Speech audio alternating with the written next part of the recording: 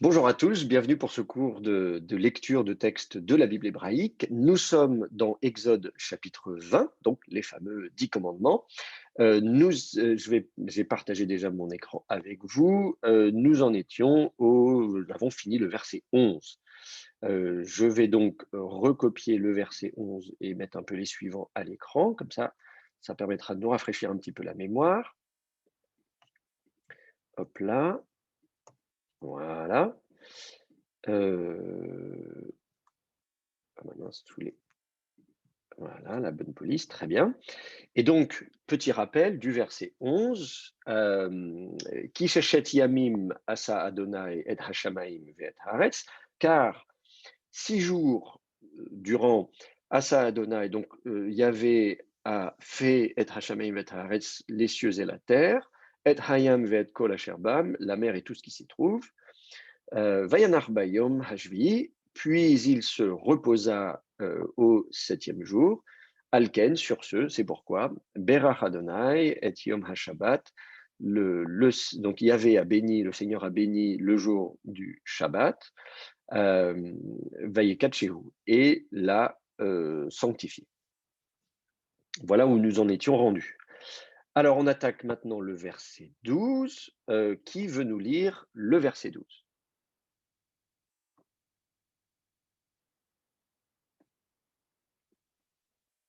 Je sais pas, je demande à Brandon, par exemple, que je n'ai pas entendu depuis un petit bout de temps. Si vous pouvez activer votre micro. Voilà. Oui, je peux lire. Donc, c'est verset 12. Verset 12. Alors, Kaved eth avicha ve'ef aimecha le ma'an ya'arichun yamecha al ha'adama asher Yahweh Elohecha nothen lech. Lach, pardon. Ah, très bien. Ok. Ah oui, c'est à l'écran du coup, parce que j'ai lu. Alors, le premier verbe, j'ai l'impression que c'est un.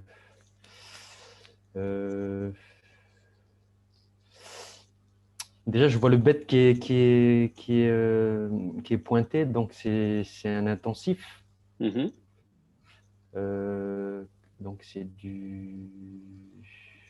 Attendez, je regarde mes fiches qui sont en haut parce que je sais pas trop.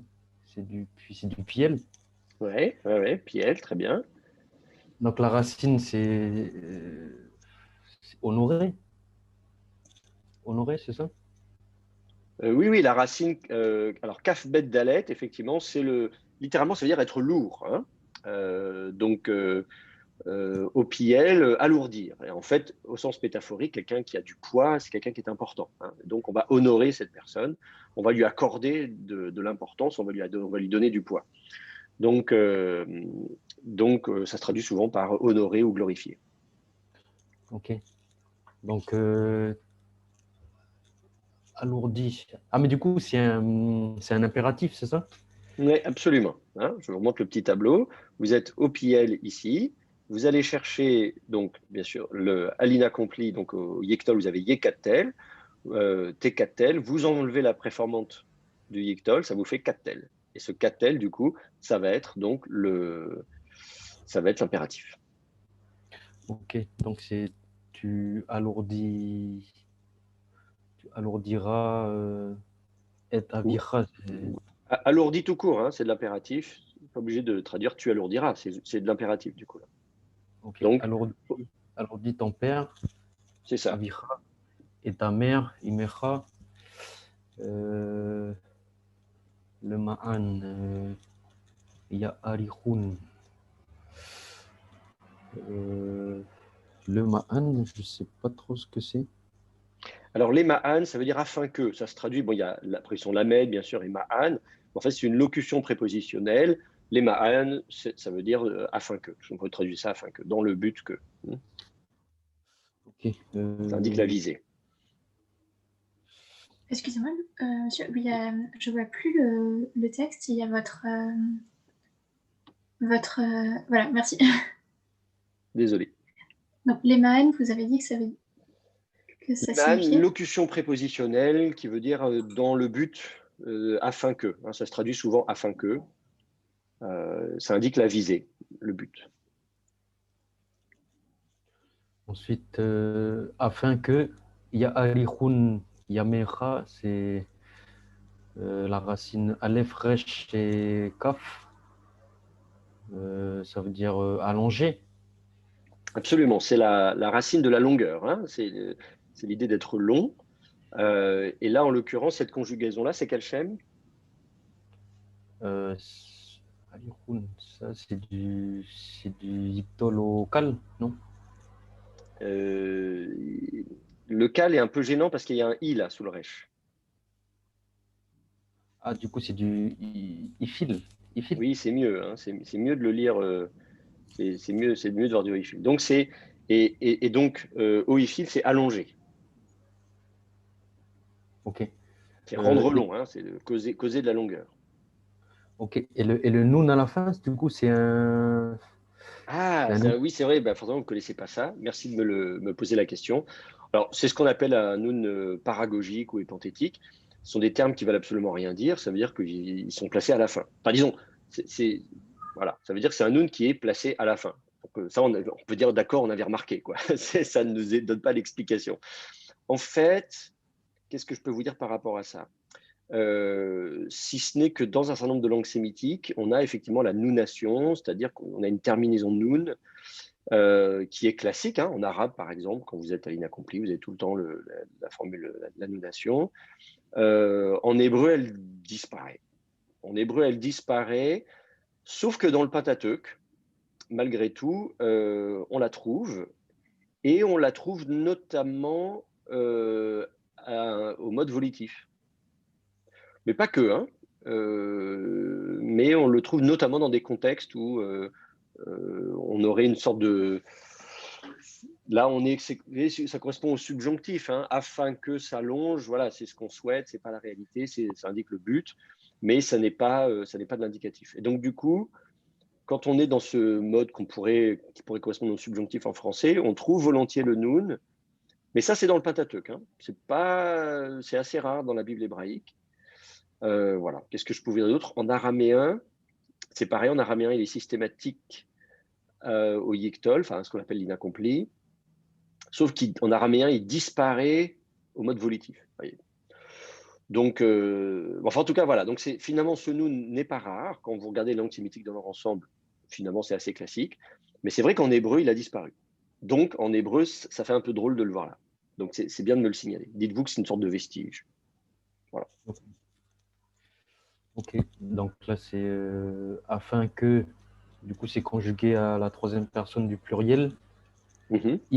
Il s'allonge, Yamecha, tes jours. C'est ça. Tes jours s'allongent. Al-Hadama sur la terre. Asher Yahweh Elohecha, que Yahweh ton Dieu, Nothen Lach, donne pour toi, t'a donné. Alors, c'est pas à donner. Noten, là, c'est quelle conjugaison?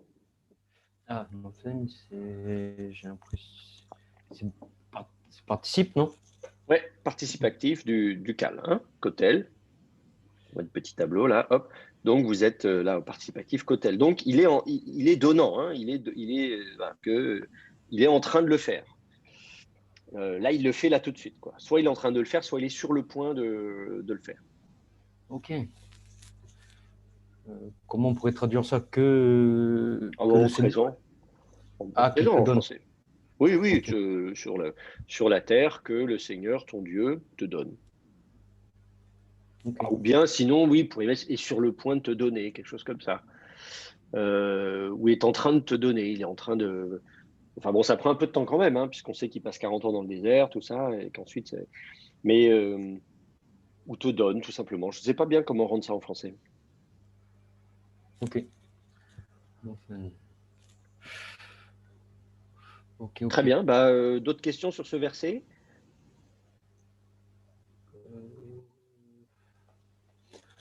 Non, pas trop de questions. À part que j'imagine que le CAF à la toute fin, c'est pas lecha, du coup, c'est à cause que il est à la fin du verset, c'est ça? Ah oui, oui, merci de me le signaler également. C'est bien parce que moi, c'est des choses qui me... Oui, bien sûr, ça n'est pas le suffixe auquel vous êtes habitué, c'est un suffixe de forme posale et qui pourrait presque penser à du féminin, en fait. Ça, je me souviens, c'était un peu le piège. Moi, quand j'étais étudiant comme vous, là, je me dis, mais qu'est-ce que c'est que ce bazar? Si vous regardez le suffixe, là, effectivement, vous avez l'écha, à toi, et normalement, l'ar, c'est à toi féminin. Et là, de fait, dans le texte, bah, on a l'art à toi féminin. On dit, mince, qu'est-ce qui s'est passé? Est-ce que d'un seul coup, Moïse a changé de sexe? Gender fluide, je sais pas.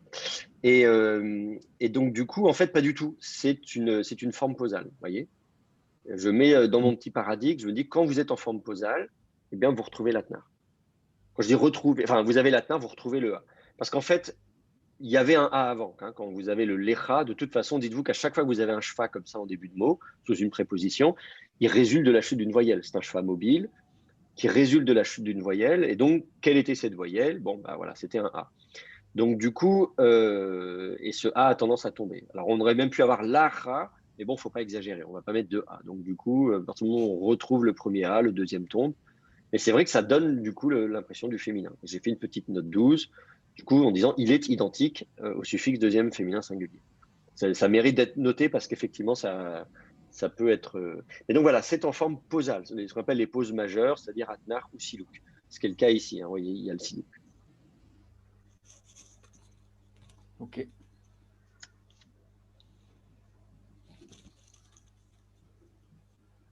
Pas d'autres questions? On passe au verset 13. Tu veux bien que vous répétiez à chaque fois la traduction Oui, pardon.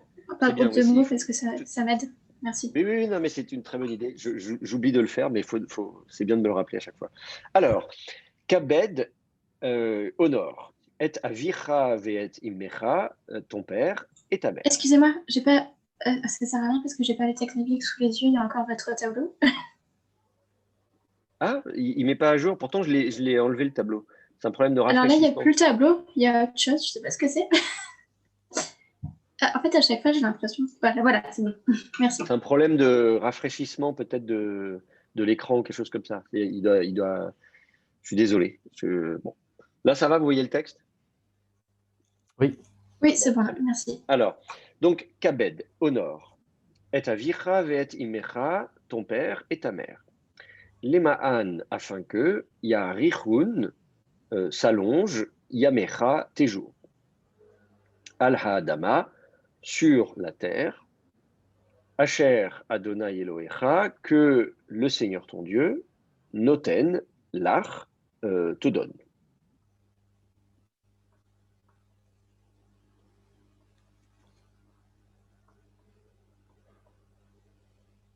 Monsieur, Ouais, par rapport à ce verbe alourdir, oui. je ne sais plus c'est quelle expression où, dans les passages bibliques, quand la gloire de Dieu, elle vient dans une vision, Mhm. souvent après, les personnes, c'est comme s'ils mouraient en fait, ils tombaient en extase. Et du coup, j'ai l'impression qu'il y avait ce mot-là pour dire que la gloire de Dieu, elle est pesante. Kavod, bah, non mais oui, quand on parle souvent les traductions françaises, hein, quand vous trouvez le mot gloire dans votre traduction française, la plupart du temps, ça traduit le substantif kavod, qui est donc le poids, littéralement. Oui, bien sûr, c'est souvent ça. Donc la gloire de Dieu, etc., c'est kavod, c'est la même racine, c'est l'idée qu'il a du poids. Ok. Et de fait, voilà, c'est comme je dis, on comprend bien quelqu'un qui a du poids même en français aujourd'hui, c'est quelqu'un qui est important, quelqu'un qui compte, c'est pas n'importe qui. Ah oui, il a du poids, il est très haut placé, et voilà, ça indique un peu le statut de cette personne, l'importance de cette personne. Euh, voilà. Et puis voilà. Ok. Ok, très bien. Bah, alors on passe au verset 13, qui est très court. Est-ce que quelqu'un veut le lire, puis peut-être les suivants aussi, du coup? Enfin, on va déjà se faire le 13, je veux dire.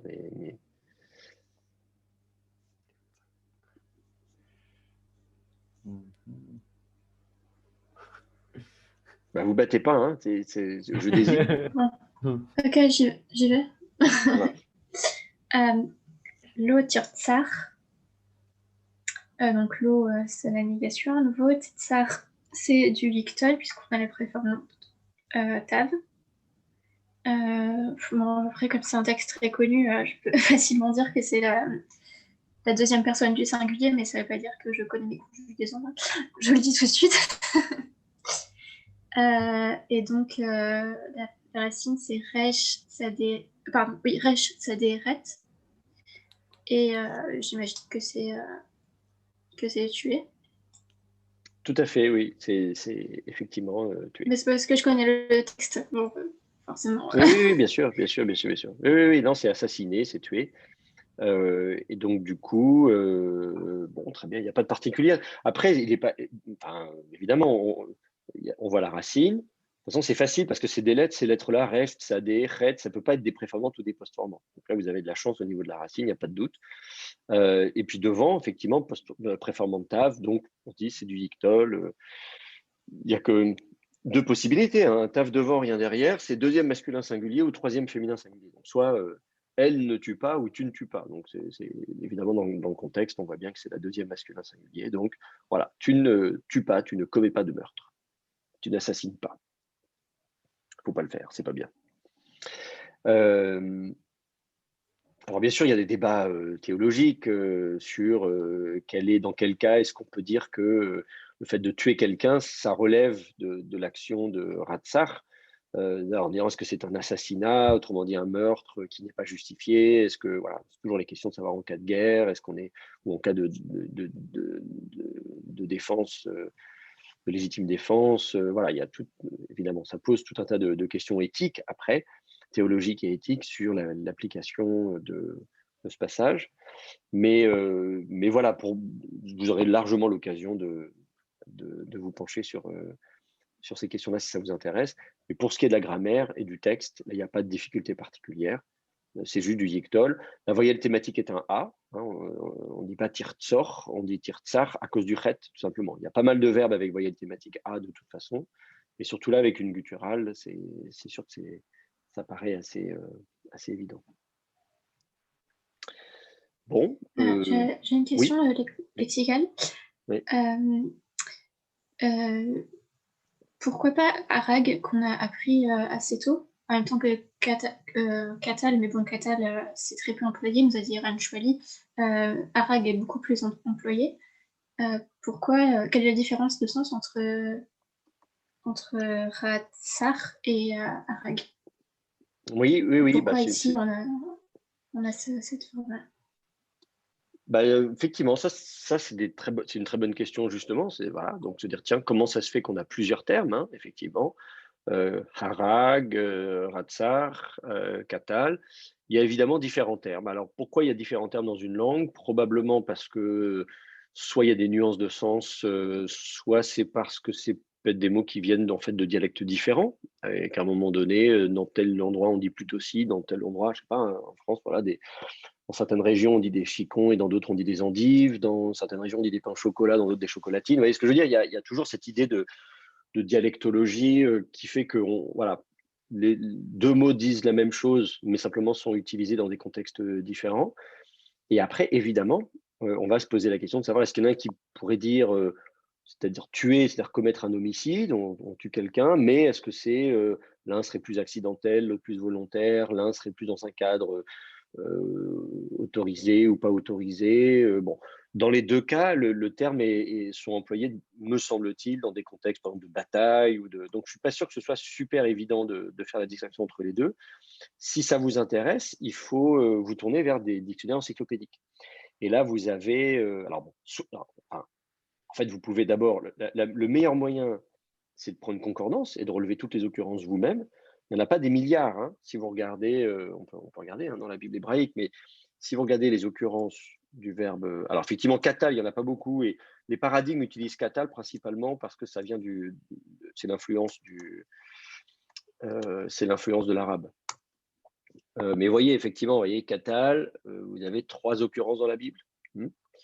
Voilà. Donc, im, tiktol, Eloah, Racha. Donc, voilà.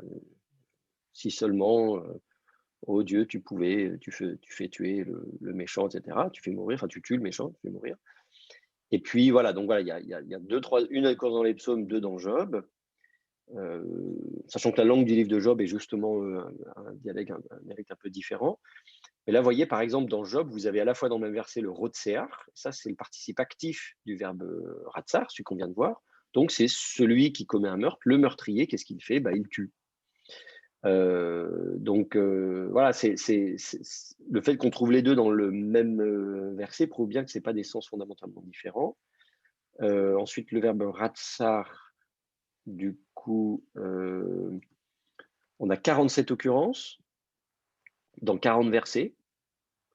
Donc il y a des versets où il apparaît 2 fois. Première occurrence, Exode 23.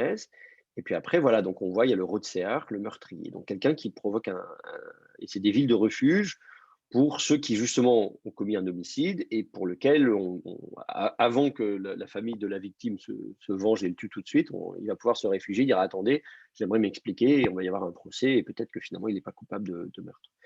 Et donc voilà, donc on va trouver ça très souvent au participe actif, hein, rotsear, rotsear, rotsear. Donc c'est beaucoup un participe actif, donc celui qui assassine, qui tue.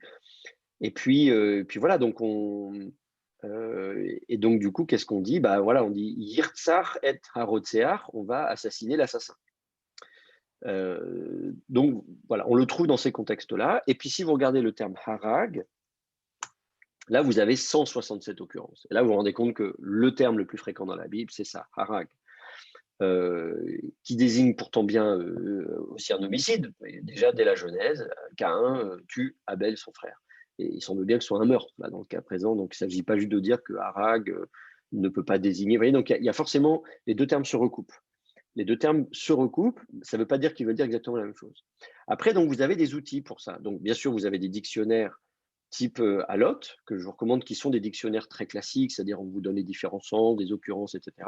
Et puis sinon, vous avez des dictionnaires encyclopédiques comme le TDOT, Theological Dictionary of the Old Testament, qui est beaucoup plus complet. Et là, c'est des trucs, je ne sais pas, en 10, 15 volumes, vous voyez, c'est des trucs énormes, où là, justement, on va...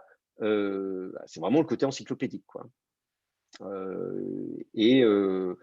Vous voyez, on discute, le champ lexical, dans quel endroit on le trouve là,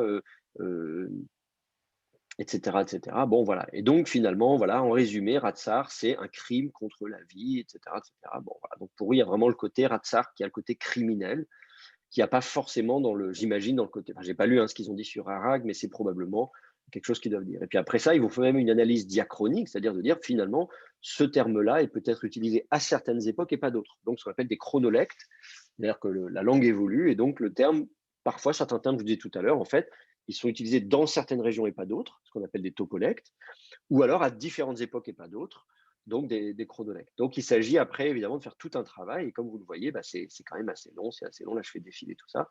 Donc n'hésitez pas à utiliser un dictionnaire comme celui-là. Ça coûte, bon, si vous l'achetez, c'est encore mieux, mais ça coûte évidemment très cher. Et là, vous êtes en première année, donc c'est peut-être pas le moment pour vous d'acheter ça. Mais le jour où vous voulez faire un travail affiné en termes de vocabulaire, si vous faites une étude biblique, une prédication, vous dire, mais attendez, j'aimerais m'arrêter sur ce terme et bien comprendre pourquoi c'est celui-là et pas un autre, vous avez intérêt à le faire.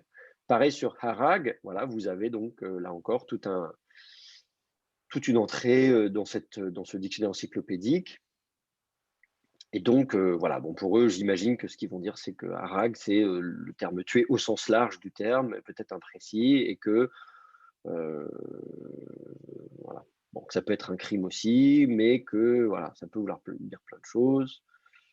Bon, voilà. Donc, voilà un petit peu ce que vous pourriez trouver si vous enquêtez là-dessus. Mais donc la question est tout à fait pertinente. C'est ça qui fait qu'on prend du plaisir après à faire l'exégèse, c'est de s'arrêter sur des mots et se dire, mais attendez, là j'ai ce mot-là de vocabulaire, pourquoi j'ai pas le verbe harag, qui est quand même le verbe le plus courant dans la Bible, pourquoi j'ai le verbe ratsar? Et donc se dire effectivement, le ratsar, qui est un terme plus rare, a probablement davantage une notion peut-être juridique, criminelle, que le verbe harag, qui est un terme plus général.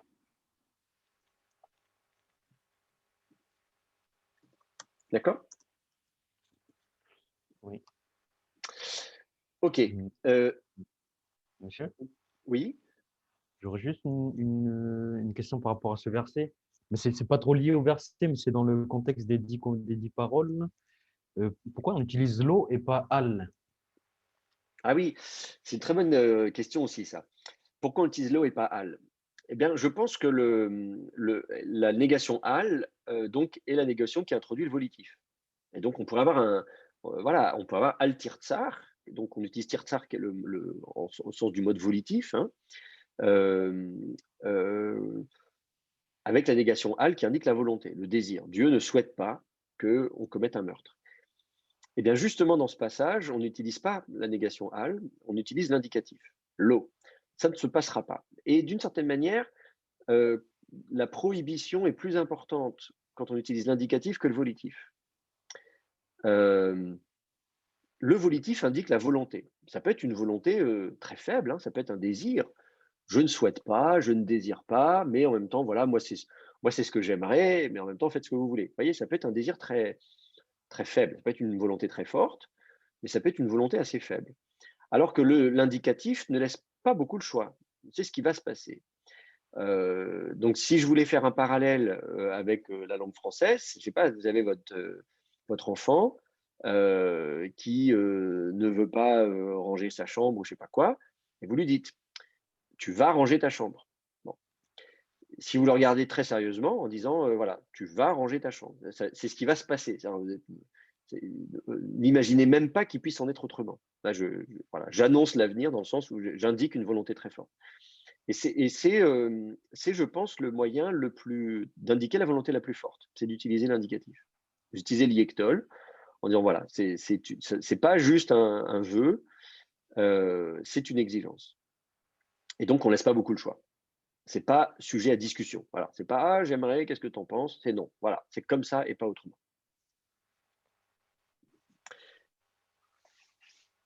Okay. Pas d'autres questions? On continue, verset 14. Oui. Oui, j'imagine que c'est moi qui continue puisque je traduis Oui. que deux mots. L'otinéaf. Malheureusement pour moi, j'ai pas appris les 10 commandements par cœur. Je viens pas d'une famille croyante. Attendez, j'ai le petit catéchisme de Martin Luther sous les yeux, ça va m'aider.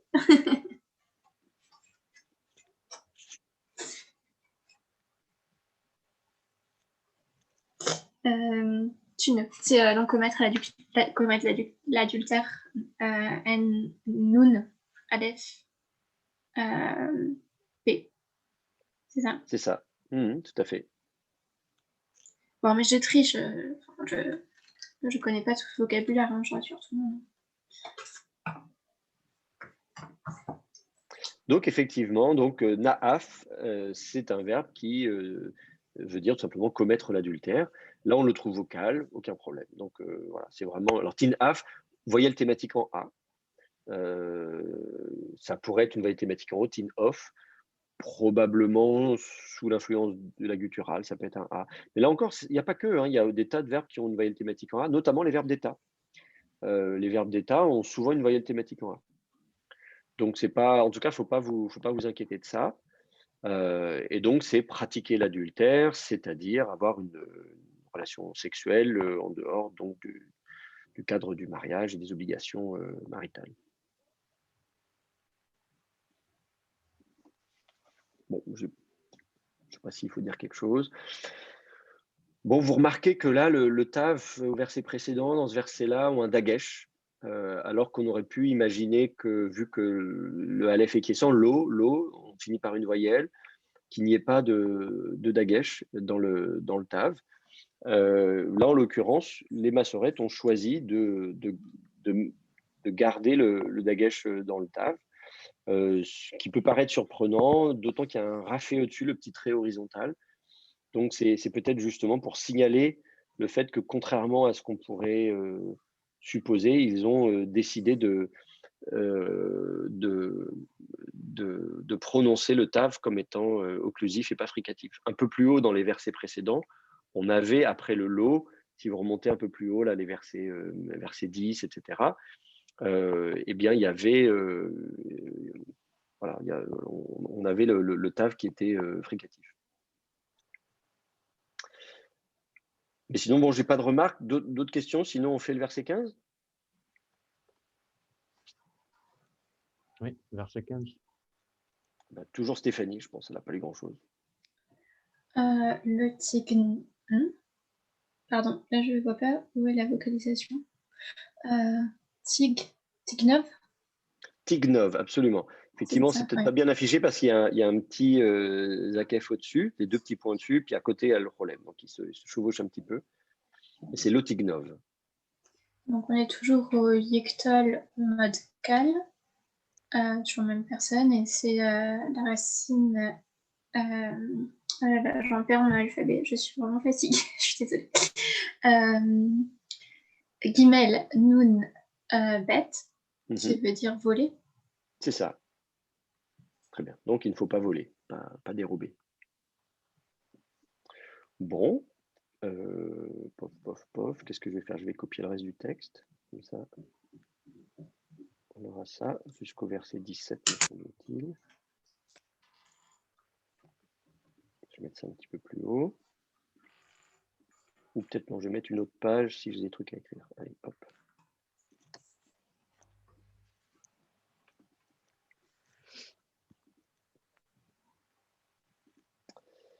Voilà. Verset 16, peut-être, je me souviens plus ce que Stéphanie a lu, mais on peut peut-être... Bon, il est encore court, le verset 16. Donc peut-être on vous laisse le verset 16 et puis on passera à Gwenaël pour le 17. Honnêtement, je suis un peu fatiguée, je veux bien le laisser à Gwenaël ou Brandon, Bon, très bien. ou Erika si jamais elle a envie. Mais, Ah oui, Erika nous a rejoint. Bonjour Erika. Bonjour, excusez-moi pour le retard. Non, il n'y a pas de souci. Est-ce que ça vous dit de lire le verset 16? Alors en fait, je suis très nulle en hébreu et je suis pas sûre de savoir même lire. D'accord. Bon, alors on ne va pas vous forcer effectivement, mais bon, c'est l'occasion de travailler en même temps. Hein, si vous n'avez pas peur, c'est comme vous voulez. Je vous force pas. Essayer de le lire, mais je risque de me tromper sur des lettres. Bah, essayons, on va voir. Moi, je suis là pour ça en même temps. Ouais. Lo ta ane vereak. Je ne sais pas si c'est on dit K ou R. Alors, Reacha. Il n'y a pas de dagage dans le kaf, donc ça se lit Re. Reacha. Ouais. Ed Shaker. Très bien. Donc, Lo ta'ane vereacha ed shaker. Alors, on essaie de traduire peut-être, non? C'est difficile? Oui, c'est difficile. Ben, l'eau, je sais que c'est la négation. C'est pas mal déjà. Après, c'est un verbe. C'est tout à fait, effectivement, c'est un verbe. Dans le contexte, on a une succession d'interdits à la deuxième personne. Donc, le tav, on se dit, bon, à tous les coups, c'est encore un dictole, deuxième masculin singulier, avec un tav comme préformante. Donc, du coup, le verbe, on se dit, tiens, c'est la racine ayin, nun et troisième faible, ana. Alors, il faut que je regarde dans le vocabulaire parce que je ne connais pas. C'est ça, il faut regarder dans son vocabulaire. Et donc, ana, c'est souvent prendre la parole, déclarer quelque chose, répondre à quelqu'un. Voilà, ça se traduit de différentes manières parce que ça désigne souvent une prise de parole. D'accord. Par contre, Donc, pourquoi c'est un A? Pourquoi c'est la voyelle, c'est un A? Ça me perturbe. Sous le tav? Oui. Bien, c'est ça. Alors, effectivement, c'est dû au fait que le verbe a une première radicale. C'est-à-dire que si vous repartez donc, de la forme classique, tiktol, quelque chose comme ça, si vous plaquez ce modèle-là, ce moule, à verbe ana, la racine c'est ayin nun yod, la troisième est faible. Et donc, du coup, ça vous fait ti avec un shfa sous l'ayin. Et puis, donc, pour la finale, ça va donner un aïe qui se contracte en e. Donc, ça, on va tout de suite s'en débarrasser. Voilà, ti, ne. Mais là, il y a un petit problème. C'est que le ayin, un shfa qui est sans, il a beaucoup de mal. Donc, on va colorer le shfa. Et quelle couleur on va lui donner? On va lui donner un khatef patar parce qu'il aime bien le son A. Et comme on lui a donné une couleur A, cette gutturale, eh bien, la préformante aussi va prendre la même couleur. Et donc, on va aussi lui mettre un A sous le ta. Donc, ta'ane. Donc, tout ça, cette vocalisation-là, elle est due à la gutturale, au aïn. Il aime bien le son A. D'accord. C'est la deuxième personne. C'est ça, deuxième masculin singulier. Donc, tu ne diras pas, tu ne parleras pas, enfin, tu ne Oui, c'est prendre la parole. Tu ne prendras pas la parole. prendras pas la parole. Dans réa, je sais pas ce que c'est. Alors, j'ai pas le vocabulaire aussi. Alors, vereacha, déjà, on peut essayer de décomposer. C'est-à-dire là, vous avez 4 lettres. Ben, il y a le dans, enfin la Préposition bête, dans, oui, tout à fait. Et puis, à la fin, il y a donc le ra qui est le suffixe deuxième masculin singulier, donc dans le quelque chose de toi. Et donc, du coup, ce terme au milieu, resh aïn, alors, c'est non, c'est pas ami. pardon? C'est pas ami. Oui, le prochain, oui, enfin, le réa, c'est ce qu'on a traduit en français le prochain, celui qui est à côté, quoi. Voilà, c'est celui qui est proche, hein, le proche. Le prochain, c'est celui qui est proche, donc voilà, qui est celui qui est à côté de moi. Pas forcément un ami, hein, on a des gens qui sont proches de nous, mais c'est pas forcément des amis. Donc, il y a d'autres termes pour désigner ami. Mais effectivement, c'est voilà, celui qui est là, à côté de moi, quoi. Donc, tu ne prendras pas la parole, tu ne diras pas, ou je sais pas comment on dit, tu ne répondras pas avec ton prochain. Donc voilà, je suis là avec mon prochain, là, il est là et avec moi. Et donc quand je suis avec lui, je ne prendrai pas, voilà, lui. Et puis ensuite, donc ça c'est, tu en as compris ce mot. Ensuite, on a un autre terme, aide. Alors c'est pareil, c'est du vocabulaire. Il faut regarder dans votre dictionnaire. Est-ce que quelqu'un connaît ce mot, aide? Un témoin? C'est un témoin, c'est ça. La racine, c'est une racine concave, hein, racine oud, qui veut dire témoigner. Et donc, voilà, vous avez des mots qui dérivent de cette racine, témoigner, témoin, témoignage, etc., etc. Là, en l'occurrence, c'est le témoin. Un témoignage, pardon. Là, en l'occurrence, c'est le terme témoignage. Non, c'est le terme témoin, d'ailleurs, aide. J'ai un doute là d'un coup. Ouh là là, je suis fatigué. Non, mais On est à l'état construit, donc c'est un témoin. oui, non, mais oui, bien sûr, bien sûr, bien sûr. Je me demande juste si c'est. Non, mais c'est ça, très bien. Voilà. Et puis ensuite, shaker.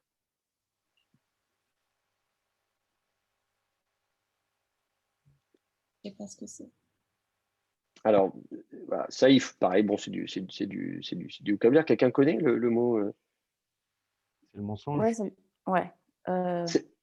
C'est le mensonge, c'est Tout ça. à fait. Normalement, c'est sheker. C'est un ségolé, hein, comme meler. Mais les ségolés, meler, etc., à la forme posale, on a à la fin du verset, il y a le silouk, eh bien, il va y avoir un déplacement et vous allez avoir un kametz au lieu d'un ségol. Donc, au lieu de dire sheker, vous dites shaker. Et donc, du coup, Ed shaker, c'est un témoin de mensonge. Donc, tu ne prendras pas la parole, quelque chose comme ça, avec ton prochain, un témoin de mensonge, en étant un témoin de mensonge. Voilà, alors évidemment, en français, c'est un peu difficile à traduire en mot à mot, ça ne veut pas dire grand-chose. Donc l'idée, c'est que moi, en tant que celui qui prend la parole, et je suis là avec mon prochain, là encore, hein, c'est pas forcément un ami, donc je peux être même contre lui, mais en tout cas, il est là, on est ensemble. Et la façon dont je parle, c'est je me présente comme un témoin de mensonge. Enfin, je ne me présente pas comme ça, mais je le suis, si vous voulez. Donc, il ne faut pas que je sois un faux témoin, quelque chose comme ça. Donc, je ne sais pas comment on peut traduire ça en français. Hein. Donc, tu ne prendras pas la parole, tu ne diras pas vis-à-vis de ton prochain, tu ne parleras pas vis-à-vis de ton prochain comme faux témoin, un truc comme ça.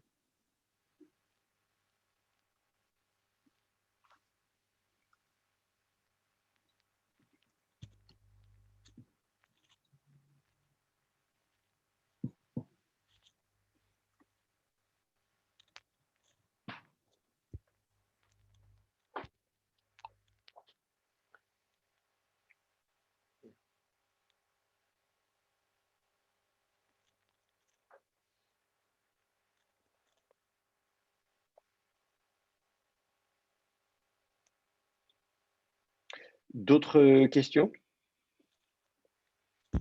Non. Bah, on attaque le verset 17 alors.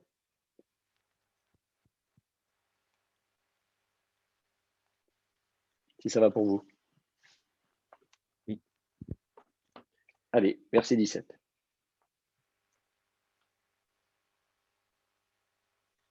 Gwenaël, du coup. Ok, je me lance. Alors, Lotarmod bet recha, Lotarmod eshet recha, ve'avdu, ve'avdu, ve'amato, ve'shoro, va'chamoro, ve'kol asher recha. Très bien. Alors, donc on est toujours sur le même principe de l'otarmod, donc la négation. Tarmod yiktol, deuxième personne du singulier masculin. Et donc, on a la racine ret même dalet, qui veut dire, c'est le verbe désirer, c'est ça? C'est ça. Donc, Oui, tout à fait. on ne désire pas. Bedrecha, donc là on est à l'état construit. On a le mot bait qui est la maison. Recha, qui est une flexion du nom. Donc le même mot que tout à l'heure, ré, en fait c'était le voisin, l'ami selon le. Et avec le pronom suffixe ra, le cas final kametz, donc ton. Donc, tu ne désiras pas la maison de ton voisin. L'otarmod, la même chose que précédemment. Alors, Eshet Recha, donc encore un état construit. Eshet, là c'est Isha, donc qui est la femme, l'épouse. Donc, qui a changé puisqu'on est à la construit. Donc, on a le taf final, donc le féminin. Et donc, la vocalisation a changé. Et toujours Recha, donc de ton voisin. Donc, tu ne désireras pas la femme de ton voisin. V avdo, donc V conjonction de coordination. Avdo, on reconnaît la racine Aïn Bet Dalet qui est avad, donc travailleur ou serviteur ou esclave. Et le pronom suffixe final, le vav rolem, en fait, qui est la troisième personne du singulier, masculin singulier. Donc, et son esclave, enfin son serviteur, enfin vu comment on va le voir, va amato, donc toujours le vav de la conjonction de coordination, qui cette fois-ci prend la couleur d'un patard à cause du aleph qui le suit. C'est ça. Si j'ai bien compris. Ouais. Tout à fait. Donc c'était donc toujours la finale vav rolem, donc de son, et c'était le mot qu'on a vu la dernière fois, il me semble que c'est bœuf, bétail. Ama. Tu nous avais fait tout un... Ama, c'est la servante. Ama, c'est la servante. Bon, tu vois, comme quoi, j'ai mal noté. Attends. Eved, c'est le serviteur et Ama, c'est la servante. Exact. C'était le féminin qui, effectivement, prend un taf final, donc parce que c'est un féminin. À l'état construit. Voilà, l'état construit avec le pronom suffixe. Donc, et sa servante. V choro, donc V conjonction de coordination. Chor, c'est donc un bœuf. Et là, le bœuf. Avec donc le pronom suffixe vav rolem, donc son bœuf. Va ramoro. Ça peut être un taureau aussi. Ouais. Bon, il y a toujours des discussions sur le. Non, on va dire que c'est un bœuf. Dans certains dialectes, ça a plus le sens de taureau que de bœuf. Mais bon, c'est pas grave, on va dire bœuf comme ça. Voilà. C'est probablement un bœuf. Dans ce contexte-là, c'est vraisemblablement un bœuf plutôt qu'un taureau. Mais on n'aura pas tort de traduire par taureau, tu veux dire, c'est ça en fait. Bon, enfin bref, ça dépend Ça dépend des dialectes sémitiques. Dans certains contextes, mais bon, là, en l'occurrence, en hébreu, en général, shor, c'est le bœuf. Voilà. Donc, bref. Donc, bœuf, il n'y a pas de problème. C'est juste, moi, je me faisais des réflexions dans ma tête, mais n'y prêtez pas attention. Voilà. Son bœuf. Donc, va ramoro, donc toujours le vav coloré à cause du chet, donc la gutturale. Donc, ramor, c'est de l'âne, donc de son âne. Vécole, donc le vav enfin le et col, donc la totalité. Oui. On dit vécole, hein, tu vois, ici, il n'y a pas de. Ah, autant pour moi, tout à fait. Ouais. Exact. Vécole, Asher, donc le relateur. Les Recha. Donc là, je me suis demandé si le Lamed n'avait pas le rôle, tu sais, quand on dit Yeshli, en fait, c'est ça, je ne sais pas comment l'exprimer, mais tu vois, c'est ça, quoi. Ah bah, c'est qui lui appartient, en fait. Quand tu parles à quelqu'un, tu mets la préposition Lamed en hébreu. Hein. Tu vois, je veux dire, la préposition Lamed, elle indique la direction. Donc, tu pointes vers la direction. Donc, tu as un objet que tu pointes vers quelqu'un.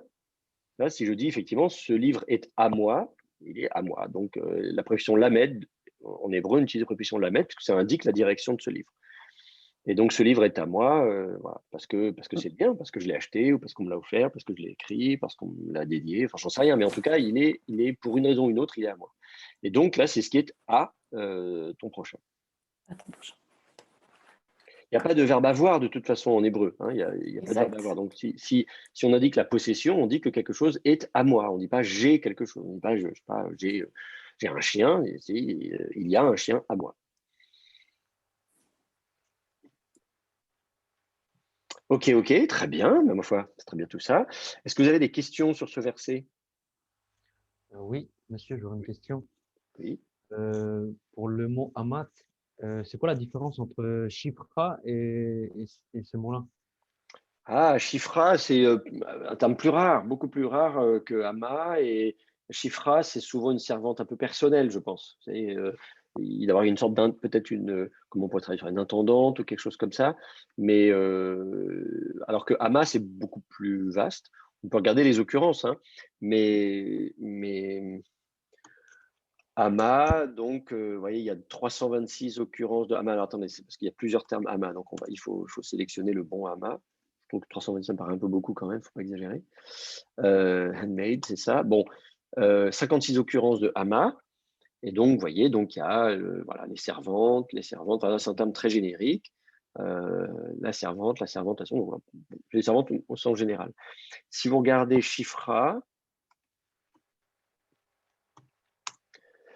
vous avez quand même pas mal d'occurrences, 63 occurrences. Bon, alors autant pour moi. Il y a quand même plus d'occurrences que ça. Donc, c'est une bonne question. Alors, attendez. Oui, on peut trouver du coup les deux dans les mêmes contextes en plus. Une bonne question. Bah, écoutez, là, je ne sais pas, on va regarder ça tout de suite. Que nous dit dictionnaire encyclopédique Ama, il n'y a pas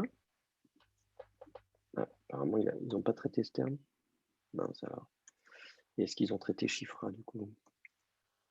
Moi, les encyclopédies ne traitent pas forcément de tout, et pas Shifra non plus. Donc, on ne peut pas aller voir dans le TDOT. On peut demander à Keller-Baumgartner ce qu'ils en pensent, ou à Kleins. On va voir tout de suite. Qu'est-ce qu'ils en pensent? Ama, qu'est-ce qu'on nous dit? Donc, une esclave, très bien. Maiden, concubine, très bien. Bon. OK. Et si on regarde du côté de Shifra, qu'est-ce qu'ils nous disent? Shifra, c'est mal écrit ça. Shifra, voilà, bah, ils disent une esclave aussi. Slave girl, donc peut-être un peu plus jeune, peut-être. Ils disent handmaid, c'est traduit de la même manière. Donc, effectivement, moi j'avais dans l'idée que alors attendez, qu'est-ce qu'ils disent? Donc, use in the same way as ama, donc ils disent voilà, finalement c'est utilisé de la même manière, dans des contextes. Et l'idée, oh là là, je sais pas, que ama serait assez large et que Shifra aurait voilà, de deep servitude, quelque chose d'un peu plus… bon, je ne suis pas forcément convaincu. Je regarde ce que Kleins nous dit. Donc, c'est un gros dictionnaire encyclopédique aussi, plus récent que leur Baumgartner, mais qui ne fait pas d'étymologie. C'est un peu ça qui est dommage avec Kleins, mais sinon, il est assez complet. Ama, donc, voilà, servante, esclave, une esclave, une servante. Bon, très bien, ils n'ont pas grand-chose à nous dire. Donc, voilà, servante, servante, servante. Voilà. Et parallèle même à Eved, donc, qui est un serviteur, mais qui peut être, bien sûr, un titre honorifique de quelqu'un qui est un ministre ou une ministre. Alors que si on regarde du côté de Shifra, regardez ça tout de suite. Qu'est-ce qu'il nous dit? Bon, ben voilà, servante femme, voilà, esclave, voilà. Bon, ben voilà, il faudrait vérifier quelle différence, si on a une, faudrait vérifier ça. Et puis, est-ce qu'effectivement, Ama a un sens très large, hein, comme Eved. Pour moi, c'est souvent Eved et Ama qui sont ensemble. Et donc, Eved, c'est un serviteur, quelqu'un qui travaille pour quelqu'un d'autre, mais à différents rangs, quoi. Je dis même le Eved Ameler, c'est le serviteur du roi, mais en fait, c'est un ministre du roi, c'est un haut fonctionnaire. Et donc, Ama, de la même manière, peut désigner pas mal de choses, alors que Shifra, pour moi, ça a un côté toujours l'idée que c'était beaucoup plus personnel, mais je peux me tromper, en fait. Je n'ai jamais étudié ça. Et là, apparemment, ce qu'ils disent, c'est peut-être sur le côté, peut-être que la Shifra aura… On ne le trouve pas dans des statuts peut-être élevés, donc ce serait forcément un type de servante, mais plutôt esclave, alors que Hama serait plus général. Mais en même temps, les deux sont quand même bien attestés, à peu près avec des dizaines d'occurrences. Donc on ne peut pas dire qu'il y en a un qui a testé, tout à l'heure quand on parlait du verbe tuer, il y en avait un testé 300 fois et l'autre 40 fois, vous voyez. Là, les deux sont pas mal attestés. Donc ça vaudrait le coup de regarder s'il n'y a pas quelqu'un qui aurait fait une étude un peu plus détaillée là-dessus. Il se peut qu'il y ait un article, il faut regarder si quelqu'un a travaillé là-dessus et publié une étude lexicographique. Ce qui est possible. Bon, bah, pas le TDOT, mais il y a peut-être quand même quelqu'un qui a fait une thèse de doctorat là-dessus. Sinon, vous pouvez faire une thèse là-dessus. Si quelqu'un fait une thèse de doctorat sur Hama et Shifra, essayez de bien comprendre, trouver les occurrences en dehors de la Bible, regarder les autres. Enfin, voilà, il y a certainement des gens qui ont travaillé dessus. Et s'il n'y a pas d'études complètes à jour, ça peut valoir le coup de refaire une étude là-dessus. Est-ce que je peux juste revenir sur la fin du verset? Oui. Parce que littéralement, du coup, on doit suggérer ce qui est à ton prochain. On suggère ce qui est. Le être, non? C'est le HR. Call, donc c'est la totalité. HR, j'ai quelque chose à vous dire à propos de cette totalité. Les re'echa, donc c'est à ton prochain. Donc le HR introduit une proposition subordonnée. Cette proposition subordonnée tient en un seul mot.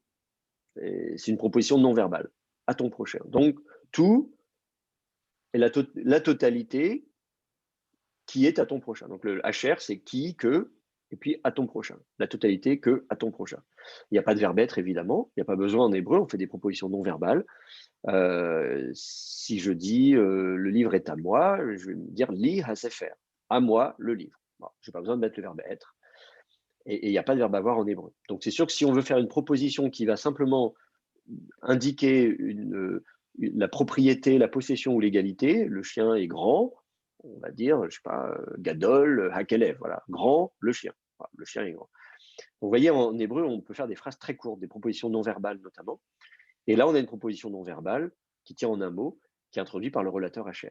Donc, la totalité de ce que à toi, de ce qui est à toi. Donc, en français, on va dire tout ce qui est à toi, enfin, à toi, pardon, à ton prochain. C'est comme ça qu'il faut le traduire en français.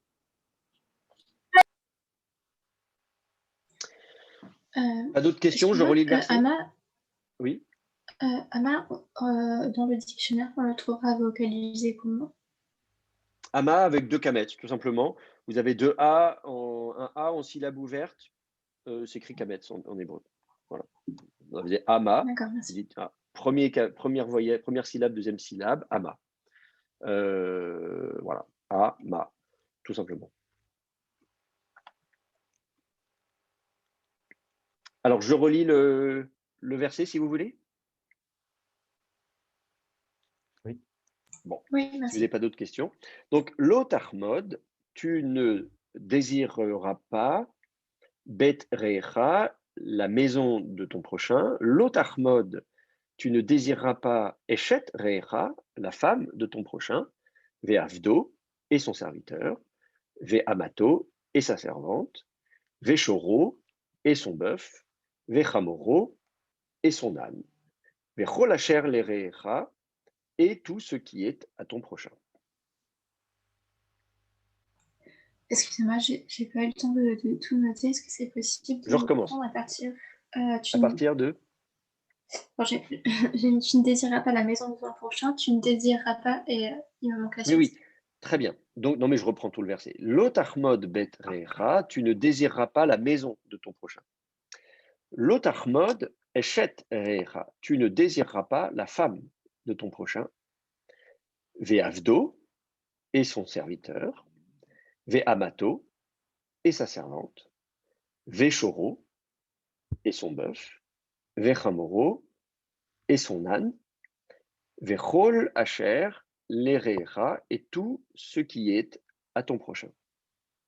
Alors en bon français, on dira ni, évidemment, parce que et tout, ni, on dira ni, et la femme de ton prochain, ni son esclave, ni sa servante, ni son bœuf, ni son âne, ni tout ce qui lui appartient, tout ce qui est à ton prochain, un truc comme ça. C'est comme ça qu'il faudrait le traduire. Il n'y a pas en hébreu de ni, ça c'est du français. C'est bon pour vous? Très bien. Bah, écoutez, je vous propose de faire une pause maintenant, comme on a fini le texte. On se retrouve dans un quart d'heure, et dans un quart d'heure, on attaque le texte suivant. Excusez-moi, chaque fois, vous avez fait une petite introduction au texte, ensuite une petite, on va dire, conclusion. Est-ce que ça Oui, s'y prête alors, ici ou... oui, bien sûr, je peux tout à fait, effectivement. Alors, je reprends le texte dans son ensemble. Peut-être que je l'affiche à l'écran, si on veut avoir une version un peu plus globale, de Exode 20. Voilà. Donc, c'est les fameux 10 commandements. Qu'est-ce que je peux vous dire de ces 10 commandements? Je crois que j'en avais déjà parlé avant, en fait. Bien sûr, ça fait partie des lois fondamentales qui vont régir finalement le peuple d'Israël, qui devient une nation. Donc, il y a besoin de c'est pas simplement des gens qui se baladent, ils ont besoin de se structurer, de vivre ensemble, de vivre en société. Quand l'être humain, quand on veut vivre en société, on a besoin d'avoir des règles qui vont régir le vivre ensemble, et donc il faut des lois. Et il va y avoir un code de loi, le code d'alliance, qui va arriver dans les chapitres qui viennent, enfin même tout de suite juste après. Mais avant de rentrer dans ces lois de casuistique, ces genres très très détaillés, on va d'abord établir des principes fondamentaux. Et donc là, le but de ce passage, c'est effectivement de donner les principes fondamentaux qui sont en grande partie éthiques, qui sont la base finalement de l'éthique ou de la morale, selon votre définition du mot éthique et du mot moral, mais ça, il faut laisser la parole aux philosophes. Et donc, on va effectivement donc avoir essentiellement des interdits. On remarque la structure, que c'est souvent des négations, sauf qu'on a quand même effectivement quelques commandements positifs, notamment le fait de respecter le jour du Shabbat et d'honorer ses parents. Donc ça, on repère que là, il y a une formulation positive et non négative. Et sinon, effectivement, que bien sûr, ces interdits sont regroupés de façon un peu thématique, puisqu'on commence par parler du rapport à Dieu. Au début, on dit, voilà, tu n'auras pas d'autre Dieu, tu ne te feras pas de statue. Donc, on parle de notre rapport à Dieu et de l'organisation du culte, de la façon dont on lui rend un culte. Et donc, en expliquant que Dieu donc, est un Dieu jaloux, quoi. Donc, il est exigeant, il ne veut pas qu'on partager son amour avec d'autres divinités. Et puis ensuite, on est toujours au verset 7 avec l'idée donc d'invoquer le nom de Dieu. Donc, c'est toujours notre rapport à Dieu, mais on voit qu'on bascule dans le rapport au prochain. Puisqu'il s'agit d'invoquer le nom de Dieu pour rien, pour une mauvaise raison. Donc, on ne sait pas, cette raison, elle nous appartient, c'est peut-être en rapport avec d'autres personnes, en rapport avec soi-même, on ne sait pas exactement. En tout cas, pour l'instant, on est surtout dans le côté de se consacrer à Dieu. Pareil ensuite pour le respect du Shabbat, donc qui est un jour sacré, c'est-à-dire un jour qui est consacré à Dieu. Les jours, on travaille, mais le 7e jour, on ne travaille pas. Et en particulier, du coup, eh bien, on va se reposer, on va le bénir, et ça va devenir évidemment le moment traditionnel de la semaine où on va pouvoir passer du temps à prier, à faire des sacrifices, etc. Et donc, ça montre bien l'importance donc du coup de Dieu qui est au-dessus du reste. Et là, du coup, dans ce verset, on commence à introduire, vous voyez, au verset 10, on parle du travail, des enfants, on a le serviteur et la servante, donc les termes qu'on retrouvera un peu après, le bétail, etc.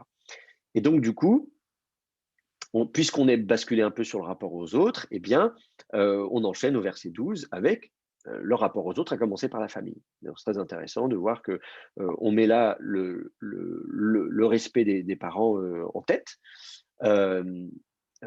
avec en plus une formulation intéressante pour dire, voilà, l'idée c'est que si on honore ses parents, on va rester plus longtemps sur la terre. Alors évidemment, comment comprendre le fait qu'il y a ce commandement avec cette carotte, hein, afin que tes jours se prolongent sur la terre.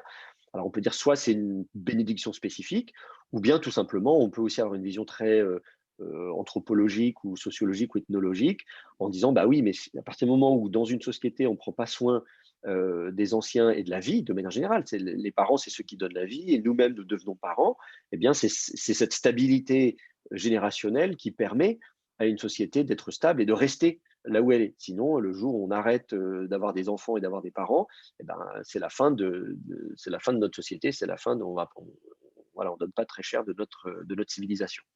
Donc, on peut aussi le comprendre de ce point de vue-là. Donc, on commence par les parents. De manière générale, les autres, hein, tu ne commettras pas de meurtre. Donc là, de manière générale, c'est le respect de la vie. Les parents, c'est ceux qui nous donnent la vie à nous, et nous-mêmes sommes appelés à devenir parents et à donner la vie. Donc ça, c'est le respect de la vie qui commence par sa propre vie et ceux qui nous ont donné la vie. Et puis ensuite, de manière générale, la vie en particulier. On reste ensuite, donc l'adultère, c'est le respect aussi c'est aussi fondamental dans la société. Donc on est vraiment dans des valeurs fondamentales.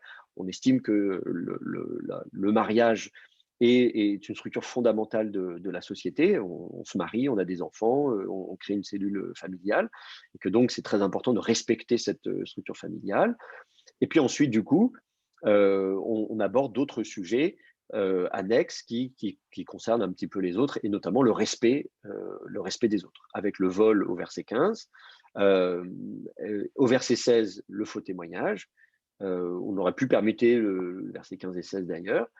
Et puis ensuite, le verset 17, qui parle donc de respecter ce qui appartient à l'autre, qui va très bien avec l'idée de vol. Hein. Le vol, c'est je dérobe ce qui n'est pas à moi.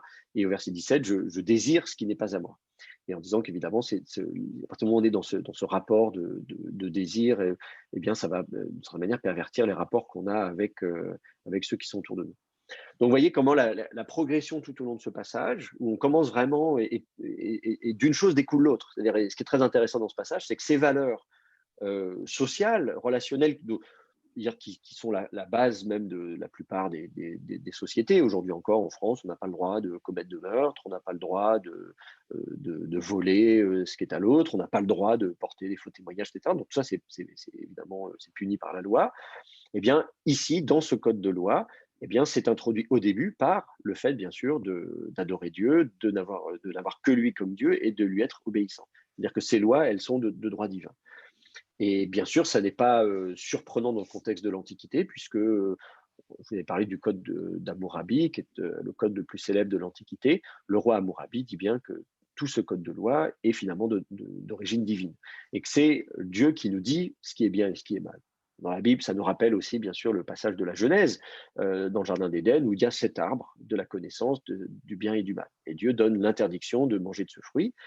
Et le serpent dit, vous serez comme des dieux, connaissant le bien et le mal. Il y a l'idée que là, qui sait ce qui est bien et ce qui est mal? Nous, en tant qu'êtres humains, nous ne sommes pas en mesure de savoir ce qui est bien ou mal. C'est la prérogative divine. Donc c'est Dieu qui nous dit ce qui est bien et ce qui est mal. Et nous, ensuite, on s'applique à le respecter. Voilà pour quelques mots de conclusion sur ce passage. C'est bon pour vous? Ouais, Oui, j'ai merci. une toute petite question. Oui. Quand le verset dit que Dieu est jaloux et qu'il refuse qu'on adore d'autres dieux, est-ce que c'est un des arguments concernant l'énothéisme défendu par Romer et Wittgenstein? Oh là là, non, parce que c'est pas de l'énothéisme, hein, c'est de la monolatrie. D'accord. C'est assez classique qu'un dieu exige d'être le seul à être vénéré. C'est de la monolatrie. c'est-à-dire monolatrie, hein, latreo en grec, ça veut dire rendre un culte, hein, et donc mono, c'est un seul. Donc la monolatrie, c'est quand on vénère, on rend un culte à un dieu unique, à un seul dieu. Et la plupart des populations étaient monolatriques, hein. À Moab, les voisins à côté, que ce soit Moab, que ce soit Édom, etc. Donc le dieu de Moab, c'est Kamosh, le dieu d'Édom, c'est Kos. C'est pas surprenant que un dieu demande à son peuple ou à son territoire ou au peuple de son territoire de le vénérer lui seul. Bien sûr, le polythéisme est classique également pour des grandes civilisations, disons. Mais pour les petites civilisations, les petits peuples comme ceux-là, la monolatrie est finalement assez classique. Les nothéismes, c'est quand même autre chose, hein. Les nothéismes, c'est vraiment de dire il n'y a qu'un seul Dieu et les autres dieux sont finalement des manifestations de ce même Dieu. Donc, c'est pas tout à fait pareil, les nothéismes. Ah, j'avais trouvé une autre définition. Des nothéismes? Ouais, c'était reconnaître qu'il y a d'autres dieux, mais ne pas nier l'existence de ces autres dieux. Mais ne pas leur rendre un culte, alors, parce que ça, c'est de la monolatrie. Si on... Bon, non, je pense qu'il faut dire. Non, mais je vois ce que tu veux dire, mais parce que j'ai lu quelque part que les nothéismes étaient une thèse défendue par Romer et Finkelstein. J'essaye de savoir à peu près sont les arguments. C'est pas eux, enfin, c'est ce que tout le monde dit, hein. Non, c'est pas eux qui ont. Tout à fait, je suis d'accord. Je l'ai juste lu. Disons bien sûr, non, mais l'énothéisme, l'exemple de l'énothéisme, c'est Akhenaton, c'est Amenophis IV qui va dire voilà, il y a tout un panthéon, mais finalement, il n'y a qu'un seul dieu, le dieu Aton, qui est un dieu solaire, alors qu'il y a d'autres dieux solaires, le dieu Ra, le dieu Amon, etc. Mais en fait, tous ces dieux s'évanouissent.